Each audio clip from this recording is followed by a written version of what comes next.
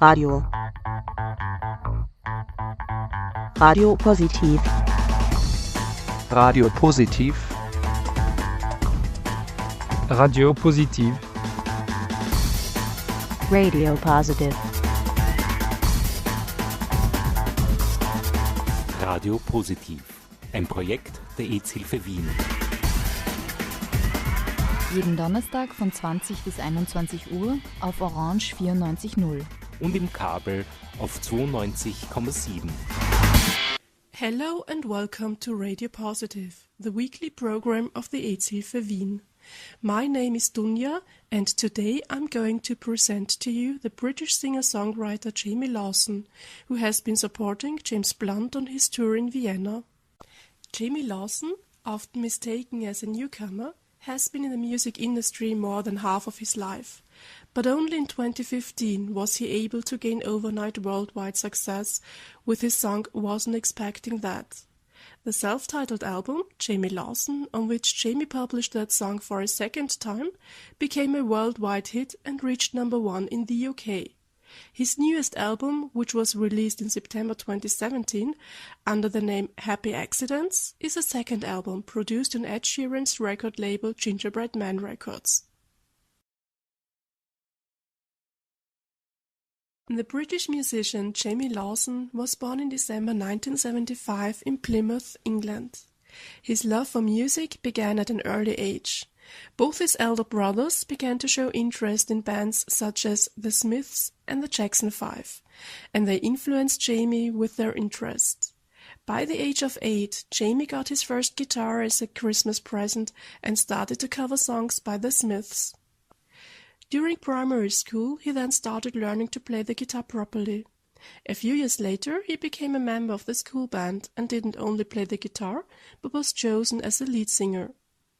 Jamie wrote his first song when he was 15. Aged 17, he played in England and Ireland in various pubs, and by the age of 25, his first song was played on college radio.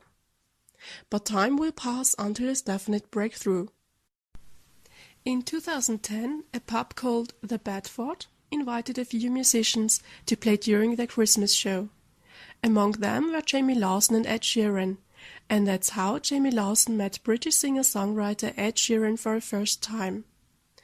Subsequently, both exchanged numbers and then nothing happened for a while. Ed said he was sitting in a coffee shop in Ireland 5 years after their first London encounter and immediately recognized Jamie again when he saw a poster of Jamie's Irish gigs hanging on the wall. As luck would have it, it was exactly the right time that Ed was looking for a support act for a show booked in Dublin 2 days later and offered Jamie to be a supporting act, which Jamie happily accepted. Ed himself was a fan of Jamie's music. Wasn't Expecting That was his favorite, and he couldn't believe that Jamie was still without a record contract. Ed Sheeran got his first contract in 2011 with Atlantic Records, and he thought then about starting his own record label. He saw a lot of potential in Jamie Lawson and offered him to sign up to his record label. Jamie signed straight away. Has anything changed in the way Jamie's writing music since he signed the record deal? No, not really. I've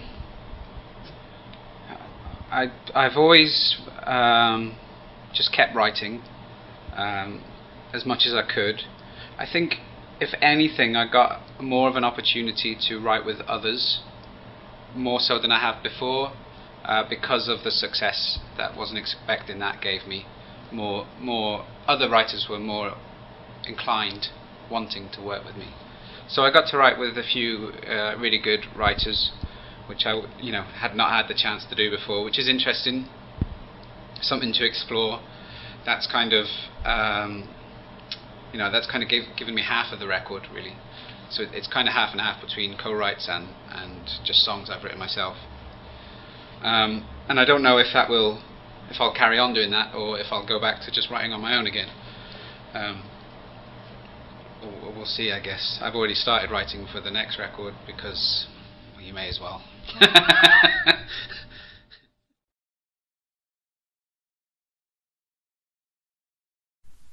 Jamie Lawson's first record, Last Night Stars, was released in May 2006 with 11 songs on it. It was released at the label Allotment Recording.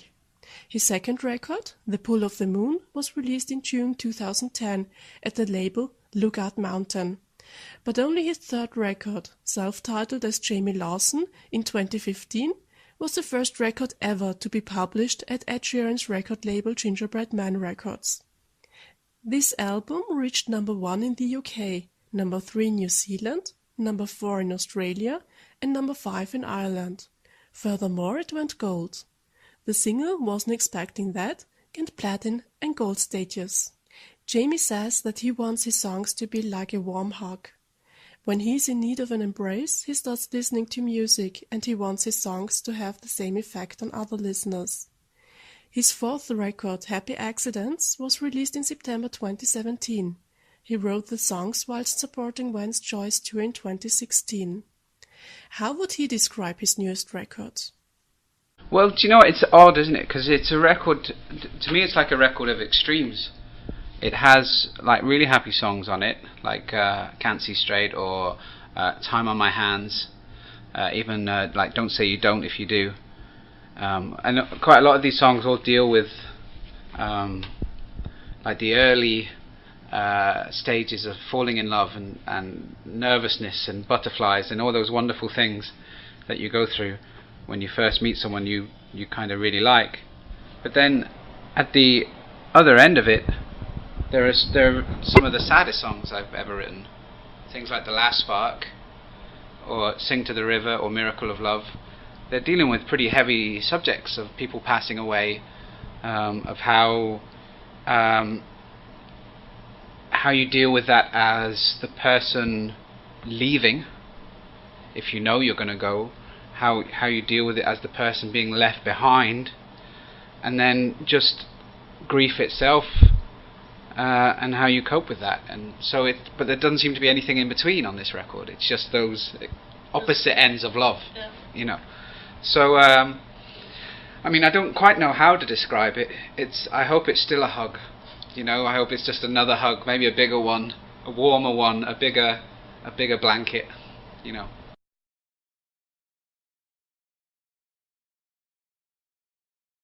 An event that Jamie loves to talk about is his first meeting with a certain young lady who accidentally went to the wrong venue to see a comedian and ended up in listening to a Jamie Lawson concert.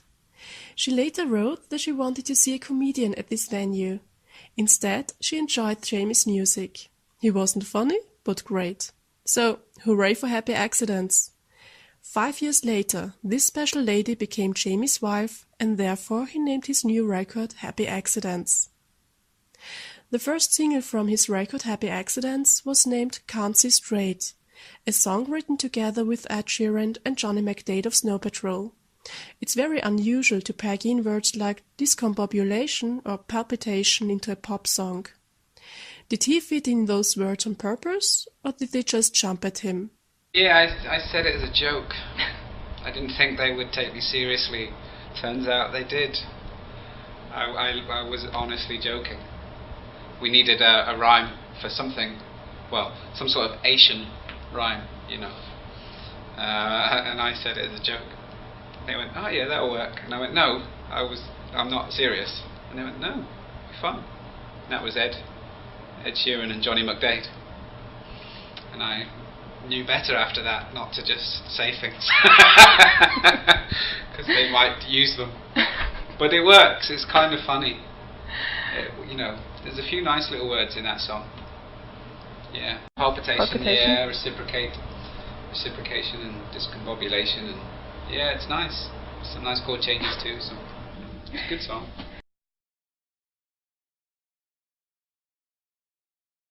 Jamie Lawson's songs are mostly melancholic and emotionally charged.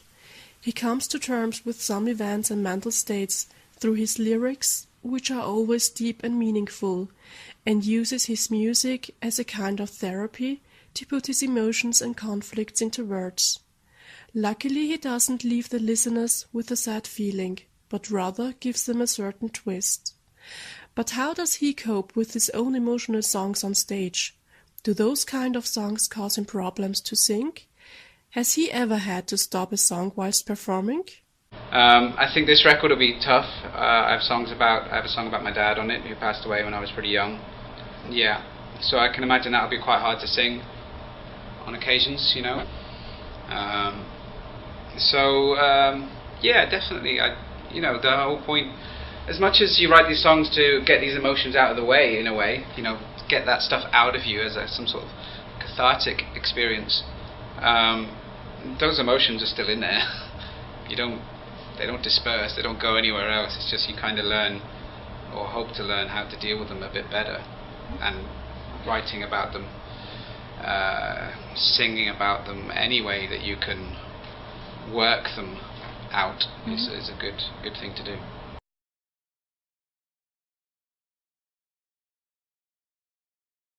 Some kinds of awards that musicians get throughout their career are highly treasured by them. A very special one is the Ivor Novello Award, which is awarded to musicians in the UK during an annual ceremony in May each year. This prize has been given since 1955 to British musicians who have been made outstanding contribution to British music the year beforehand. This award was founded to honor British music after World War II and to increase the value of British music compared to American music. Since the first ceremony took place, the labeling and the categories have changed throughout the years. Now there are 14 different categories. To be nominated in any category, special criteria must be met. For example, the song nominated for an Ivor Novello has to be in the top 75 in the British charts the year before. And another example, the involved persons have to be British or Irish citizens or have to have at least a British or Irish residence. A few awarded persons were John Lennon and Paul McCartney, who were awarded 15 times with the Ivor Novello Award. Further musicians are Elton John, George Michael, Take That, James Blunt, Amy Winehouse, Freddie Mercury, Madonna, David Bowie, Ed Sheeran, and in 2016, Jamie Lawson.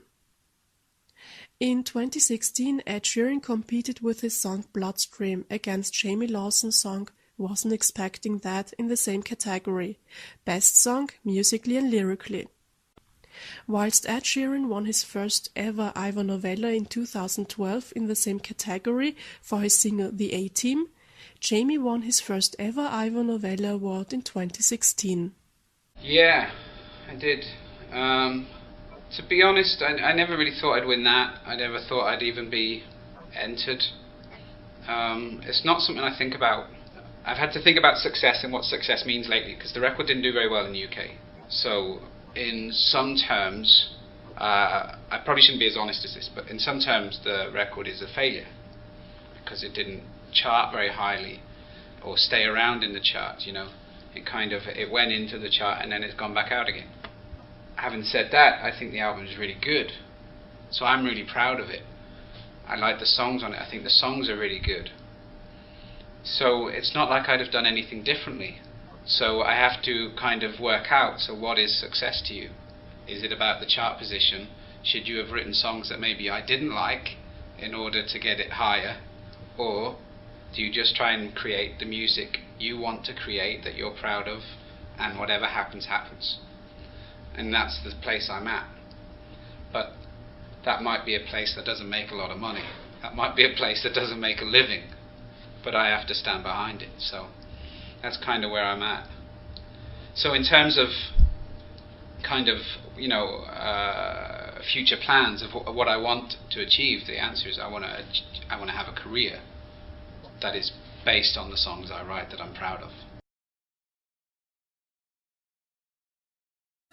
Jamie played in London with some Irish singers who suggested he should move to Ireland and play his music there.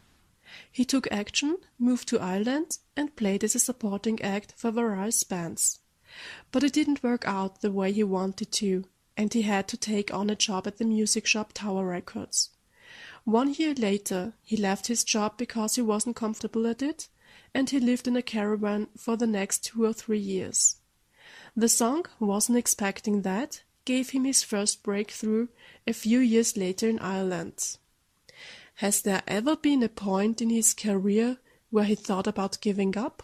No. Never? I struggled a lot. Had many worries about rent and not being able to pay the rent or feeding myself and all those things.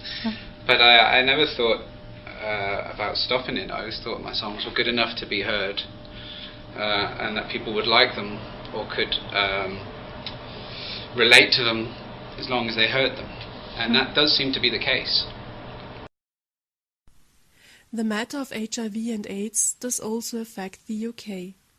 Since 2015, there were 101,200 people living with HIV, and there were 6,095 newly infected as well as 594 people who died of AIDS.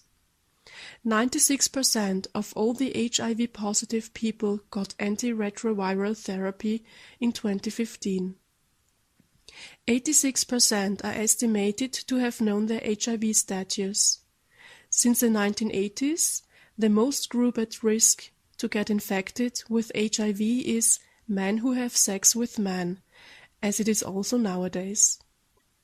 There are an estimated 45,000 people which get infected in that way. The group with the most heterosexual transmitted infections totaled 2,360.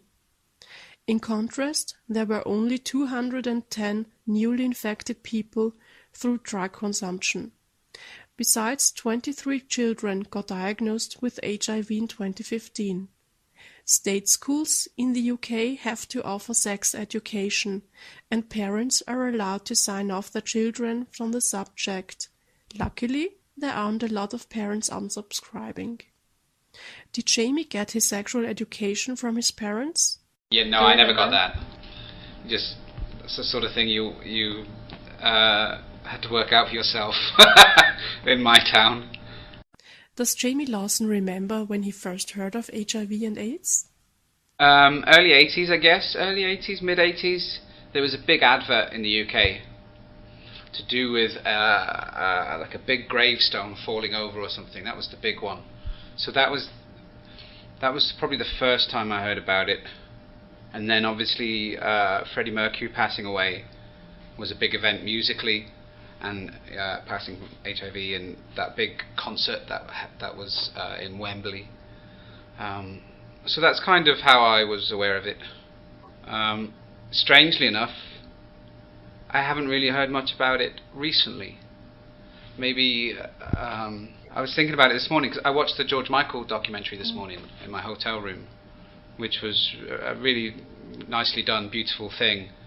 And obviously he sings at that concert. His first partner passed away, and so I was thinking about it this morning. In the UK, at least, it's not overly spoken about much at the moment, and I don't know why that is. The World AIDS Day is held annually on the 1st December to raise awareness for HIV and AIDS-related health issues in the public, and also to commemorate those who have died from AIDS-related illness.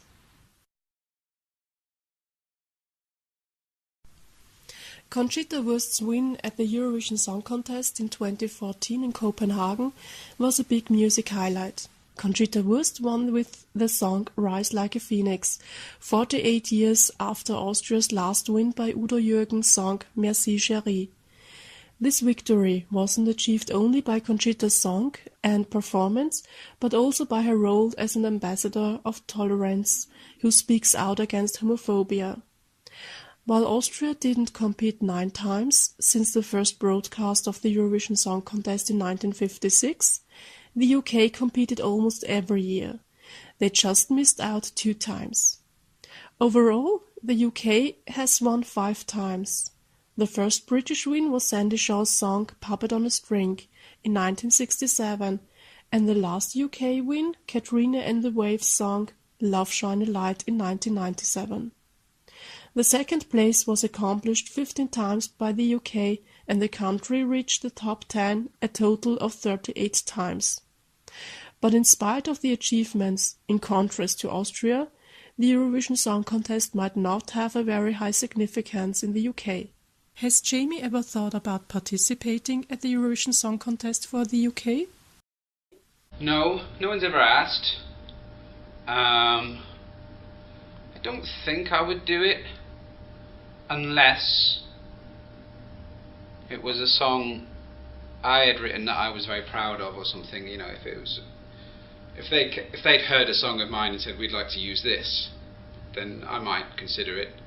But in the UK it's a bit of a joke. We've lost for the last 10 years running or something, you know, we've almost come bottom or nil point.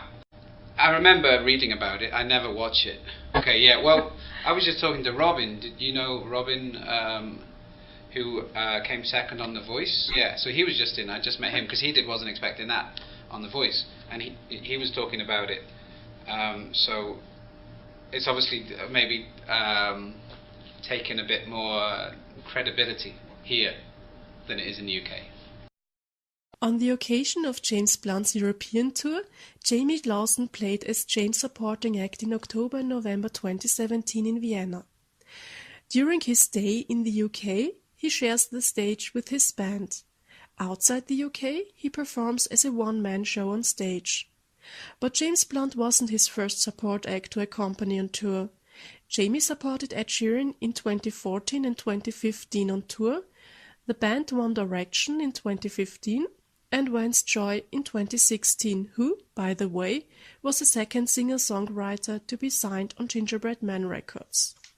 And while on tour with James Blunt, and because he attends Jamie's show nearly every day, it's no wonder that Jamie wakes up with certain songs stuck in his head. Well, lately I've been waking up with James Blunt songs in my head, being on tour with him, and that's the last thing I usually hear before I go to sleep. So yeah, I've been waking up with quite a lot of James Blunt songs, yeah, which is nice. There's been a couple. It's been the OK song, and then what's the other one? Don't give me those eyes, that one. Jamie Lawson's own tour will start in March 2018, but sadly he won't make it to Vienna this time. Jamie reveals that he can't fall asleep whilst the tour bus is moving. To be fit before a gig, he has to catch up on sleep as soon as the bus reaches the venue. That's why he often misses out on the opportunity to go sightseeing. And even though he has played a few times in Vienna, he hasn't managed to see more than just the surrounding areas of his hotels or venues. No. No, I found a coffee shop yesterday and I got taken for food last night, and they were all on the same street opposite the hotel. That's as far as I got. Isn't that rubbish? It's not. No, I think I even saw any of it last time. I think it was full of promotion and interviews like this, you know. So, no, I've not seen much of Vienna. And I don't know a lot about Vienna either. So yeah. I think you have a zoo, right? Yeah. Yeah, so I've read about that in a John Irving book. And that's all I know. I hope I could give you a comprehensive introduction of the British singer-songwriter Jamie Lawson.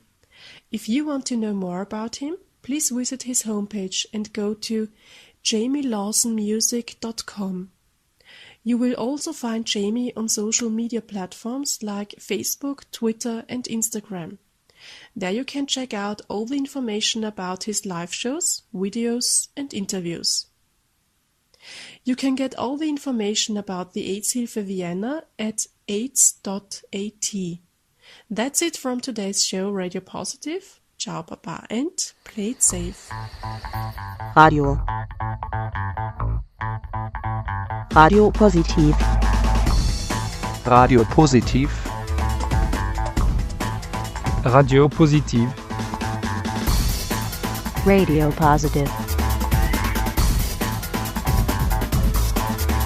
Radio Positiv, ein Projekt der Aids-Hilfe-Wien. Jeden Donnerstag von 20 bis 21 Uhr auf Orange 94.0. Und im Kabel auf 92,7.